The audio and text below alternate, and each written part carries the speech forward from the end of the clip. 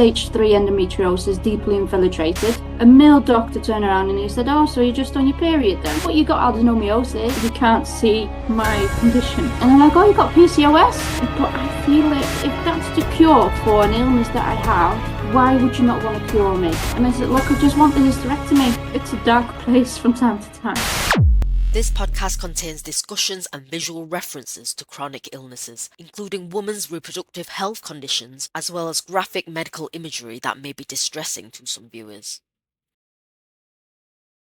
Welcome to the Silent Struggle podcast with me, Michelle Chan. Today we're shedding light on 3 common yet misunderstood conditions: endometriosis, adenomyosis, and PCOS, polycystic ovary syndrome. These conditions affect millions of women worldwide, causing pain, hormonal imbalances, and fertility challenges. Yet they remain widely ignored and dismissed. But why does it take years for women to get a diagnosis? And why is reproductive health still a taboo topic? Let's break it down. So endometriosis is a condition where the tissue, similar to the lining of the uterus, grows outside of it. It causes pain and sometimes infertility. Adenomyosis occurs when the tissue that lines the uterus grows into its walls, leading to heavy periods and pelvic pain. Polycystic ovary syndrome is a hormonal imbalance causing irregular periods, excess hair growth, and cysts on the ovaries, often affecting fertility. And Patricia is going through all 3 of these conditions. Okay, so welcome and thank you for being here. So let's start from the beginning. When did you first notice something was wrong? How long was the gynecologist wait to be diagnosed? I was 14 when I started on my first periods. And of course, when you first start your periods, it's always irregular, it's always heavy, it's always painful. But even after a year, and we saw the doctors a couple of times, they said it was completely normal. Even though my periods would put me in bed for a week. I could not go to school. I could not go to work after a few years, and I would be physically sick. I would faint from the pain. When I was 17, they put me on a contraceptive pill, which helped me regulate and minimize my periods. And boy, did I love the idea that I could just take a strip through and skip a period. Anyway, got married in 2014. Soon we wanted to start trying for a baby. I come off the birth control pills and we start trying. And after a year, we did not get pregnant. So we gone to the doctor and said, look, we're trying to get pregnant. It's not working. What can we do? So I had all sorts of tests, blood tests, ultrasounds, you name it. Everything was checked. My husband had to get checked as well to make sure his swimmers were okay. At the point where they said, right, well, we can't find anything wrong with you. We're going to help you conceive. Maybe we just need to help your ovulation along. When they mentioned that, I finally had a positive test. So they're like, you can get pregnant. Great. But then I unfortunately miscarried on Mother's Day. That sort of sticks with you. It was very difficult because we've told a handful of people that we were pregnant. And on Mother's Day, they were like, oh, you know what, next year you're going to have your baby. When really I was in hospital because I started bleeding. Very painful, of course, as you can imagine. But because we did get pregnant, they said, well, just keep trying. You know that you can get pregnant now. So keep at it. Really, that's what I don't like rabbits. Do it. But unfortunately, we didn't get pregnant again for a while. It brought us really down mentally. So on a contraceptive pill just to give our both a mental break. We were ready again. We're trying again, and it was often that I had such a heavy period and so painful that I'd gone to the GP and said, look, I said, this isn't right. What is going on? And they just literally said, oh well, you're probably miscarrying. Wow. But that's the information you're getting. You don't know. I'm no doctor. I didn't know what was going on. But they said, oh, you're miscarrying. So yet again, the heartbreak. And we didn't even get a positive test at this point because I got on my period on the day that I should be getting it or a day later. So you try not to get yourself all worked up. It's like, oh, I should get my period. And any woman that's trying to conceive will go through that stage at one point. You know, a couple of days before your period is due, you'd be like crossing your fingers and is it going to work this time? And then the day itself, you don't get your period, but you do get it the next day. But it's so heavy that I go to the doctor and the doctor says, oh, you're miscarrying. One day in 2021, I had such a bad pain. I could barely walk. I was all going hinged. And as I was walking, it got worse. You advise Dr. Google. Dr. Google says, oh, it's a sign of appendicitis. Okay. So what you need to do, I've gone to the A&E. They done a scan and they said, yeah, most likely it's appendicitis. We'll do surgery first thing in the morning. So they did that. And then after my surgery, you get the group of surgeons around and they said, actually, your appendix was all right. You've got endometriosis. So the images are from my actual surgery, from the appendix removal surgery, when they found that I've had endometriosis. So you can see little black dots on my ovary, on my uterus, and the black dots is endometriosis. And I'm like, what's endometriosis? And they're like, oh, well, it causes irregular periods, heavy periods, pelvic pains, and they're naming all these things, and infertility. Oh. And all I could do was 8 years. 8 years we've been through every single test under the sun. So I thought, we've put ourselves through mental pain for 8 years long, only to find out I've got endometriosis on the whim. And I have never heard of it. It was all new. Yeah. I was really upset. I was really crying, to the point that the surgical team left because I was in no condition to talk. And then afterwards, a nurse came and she wrote it down for me. And she said, you know what? We'll get you in with gynae. They'll do an excision, which is the removal of the endometrium tissue outside of the uterus. That should help the fertility. And then we'll see you back here again to hopefully have a baby. When was that? So I had my excision surgery a year later. How long was the gynae wait? Normally it's a year. Quite a year wait. I had an appointment with the gynecologist not long after that first surgery, and he did a physical exam. You get all these pains during intercourse? Of course, it hurts with intercourse and getting aroused and stuff like that. It was all painful, but it all was very normal to me because I had no idea what was going on. And when I first started getting sexual active was when I was experiencing these pains. For a very long time, I thought he was pushing against my bladder. It was that painful, and it was normal to me. It was like, oh, you enjoy intercourse, you enjoy being intimate. It was painful, yes, but it's enjoyment, so you did it. Can you describe the pain and how did you deal with the pain? Did you take any medication? The pain, I mean, it's pelvic pain. You know, when you get on your period, you got sore boobs, you got pelvic cramps, you got sometimes pain in your legs and in your back. But when you take a paracetamol, most of the time you're okay to continue. I could not continue on paracetamol. I could not continue with ibuprofen. On very bad days, I had codeine before I had my diagnosis. After my diagnosis, I needed some more codeine. I rang the doctor and I said, look, I need some more codeine. I'm in a lot of pain. And he's like, well, why are you in pain? So I explained, I've got endometriosis. I'm currently on my period. I just need something to help me get through. A male doctor turned around and he said, oh, so you're just on your period then? Wow. So I got really annoyed, yeah. I said, I'm in pain. Paracetamol, ibuprofen are not helping. I've had codeines before. Can you please prescribe me more codeines? I'll send my husband to the pharmacy and he'll pick it up right now. I said, please just describe it. I need help. And he did. But we shouldn't have to have these conversations with our GPs. We shouldn't have to beg for what other pain medication did you take? So currently I'm on those 3, as well as naproxen, which is also a type of ibuprofen, morphine patches. Morphine patches? How does it work? Like a plaster, you just stick it on your arm. It lasts for a week, but it gets so itchy and so irritated. I tend to pull it off before, have a good scratch, and then put it back on again. So after when you seen the gynecologist, they had an exam. What happened then after that? So during the exam, he was the endometriosis specialist at this typical hospital. And during the physical exam, he did a couple of maneuvers. And obviously I said, that hurts. He's like, that's your endometriosis. So I said, really? they touched it? So you can actually touch it? He touched it and it hurt me. Wow. And then I said to him, is that what it is?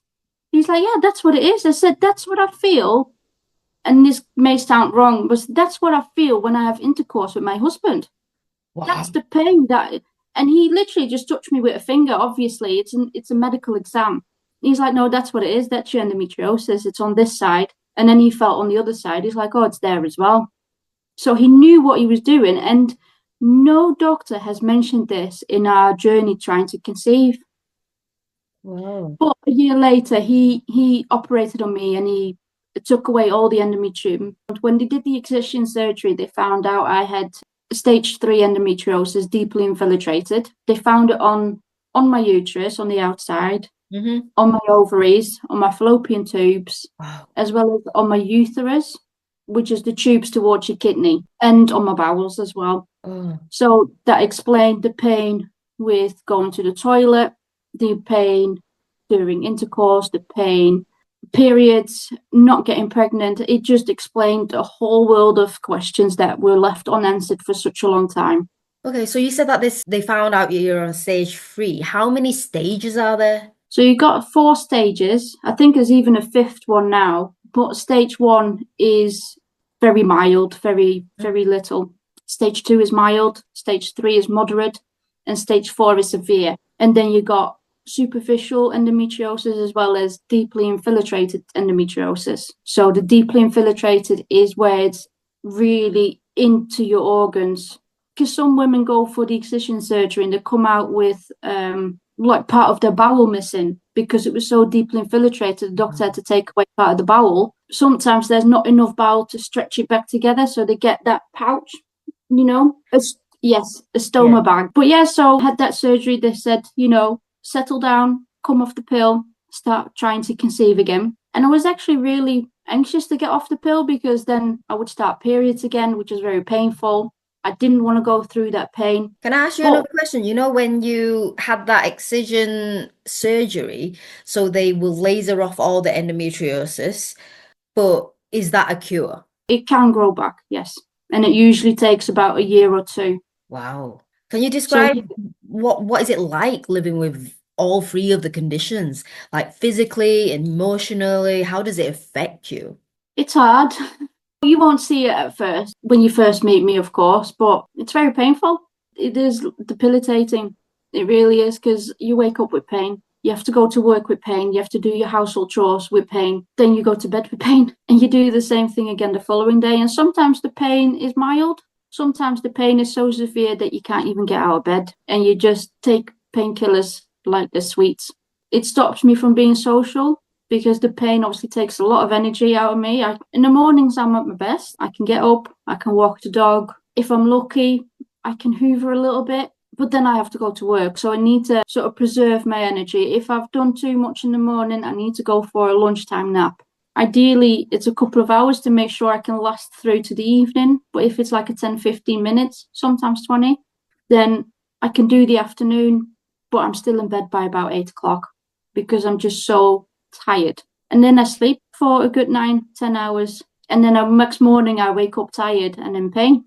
Can you explain the pain? It's like a lot of stabbing pain, digging into your organs. It's like they want to come out and explode, being tight together. It's like I'm sitting on hot knives. There's sword fights going around in my uterus, and it's like one side and the other side. It's not just a pelvic pain, it stretches through to your legs, so it makes it really difficult to walk. It sits in your back, so it makes it difficult to sit.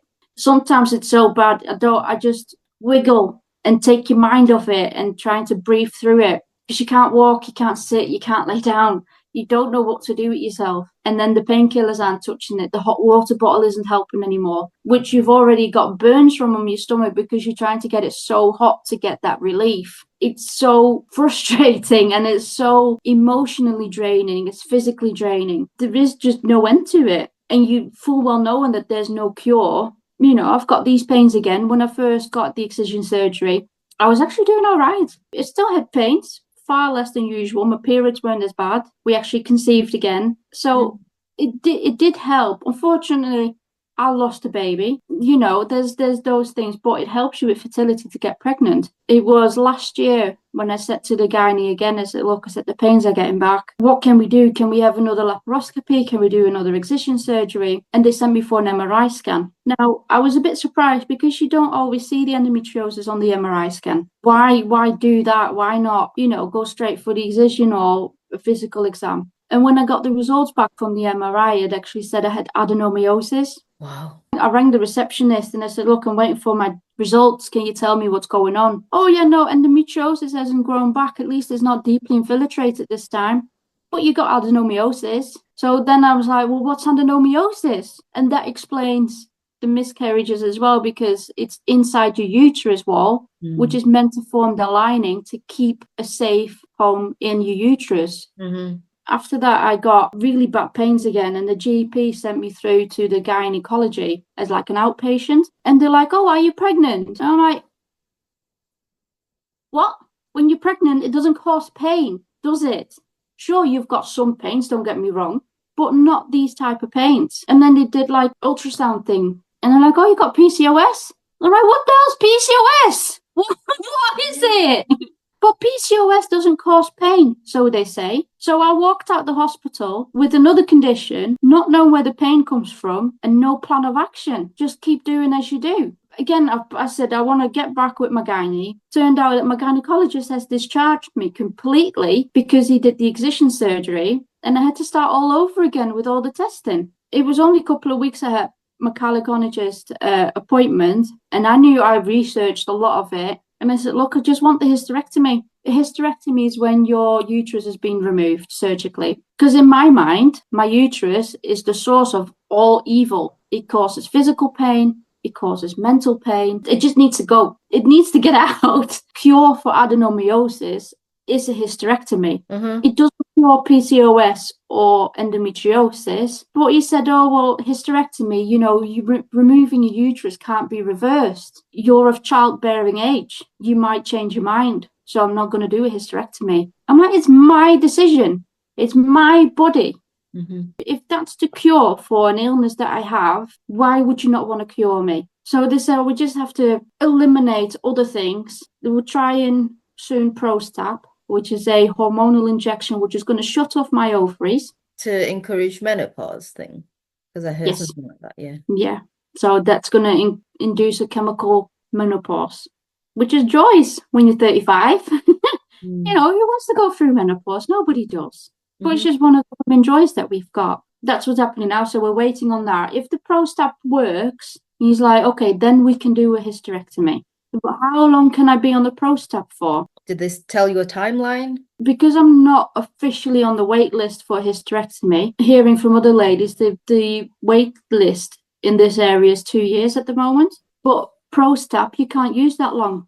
Because with menopause, you've got other side effects, such as osteoporosis, which is bone, when you easily break your bones. Arthritis, which sits in your joints and stuff. So everything comes with another side effect. And sometimes you just have to pick which evil is the better of them. Am I okay going through life with this pain, or do I go through life with a different type of pain?